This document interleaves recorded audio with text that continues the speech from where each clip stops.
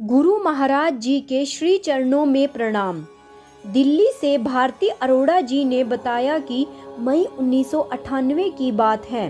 हमने हिसार जाने का प्रोग्राम बनाया, सारा सामान पैक कर लिया। तभी मेरे पति के दोस्त का फ़ोन आया। उसने कहा, हिसार जाकर क्या करेगा, चल हरिद्वार चलते हैं।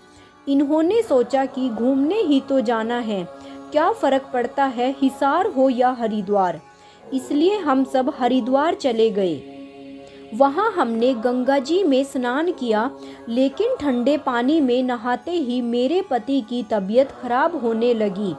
खून जहाँ का तहाँ उनके पूरे शरीर में जम गया। उनका सारा शरीर एकदम लाल हो गया और वो बेहोश होकर गिर पड़े। हम सबके हाथ पांव फूल गए। समझ ही नहीं आ रहा था कि अचानक यह क्या हो गया।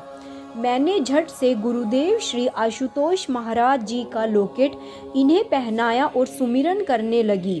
सुमिरन करते हुए मैंने इनके हाथ मलने शुरू किए। हाथ मलते ही इन्हें चेता आई और यह बोले, अब मैं नहीं बचूंगा। मेरा हिसाब किताब डायरी में लिखा हुआ है, सब निपटा देना। मैंने कहा, आप ऐसा क्यों कह रहे हो, आपको कुछ नहीं होगा। यह बोले, तू नहीं जानती, एक ज्योतिषी ने मुझे पहले ही बता दिया था कि 40 की उम्र में मेरी पानी से मृत्यु हो जाएगी और इस 4 मई को मैं पूरा 40 का हो गया हूँ। उनके ऐसा बोलते ही मुझे समझ आया कि शादी के बाद से ही यह हमेशा क्यों कहते थे कि मैं तुझे 2 खिलौने देकर चला जाऊंगा, अर्थात 2 बेटे। मैं इन यादों में खोई थी कि यह फिर बोले, पर पता नहीं जब से महाराज जी मिले हैं तब से मैं यह बात भूल गया था। मुझे किसी बात का कोई डर ही नहीं रहा था। मुझे विश्वास है वो जो करेंगे अच्छा ही करेंगे। मैंने तुरंत कहा, हाँ महाराज जी सब अच्छा करेंगे, उनके होते हुए आपको कुछ नहीं हो सकता।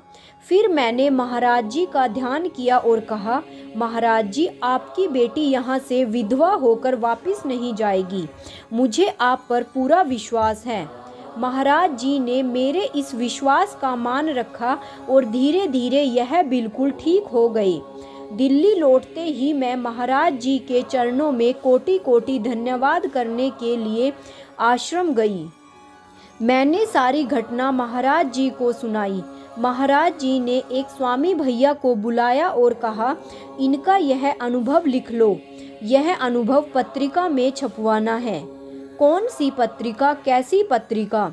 भैया को कुछ समझ नहीं आया, क्योंकि हमारी दृष्टि तो सीमित है जो सिर्फ सामने तक देख पाती है, पर महाराज जी की दृष्टि असीमित है जो कि समय के पार देख लेती है।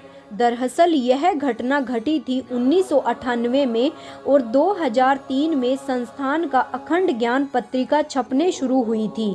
फिर सन 2011 में मेरा अनुभव स्तंभ के अंतर्गत यह घटना प्रकाशित हुई, जिसकी घोषणा महाराज जी ने 13 साल पहले कर दी थी। जय श्री राम, जय महाराज जी की।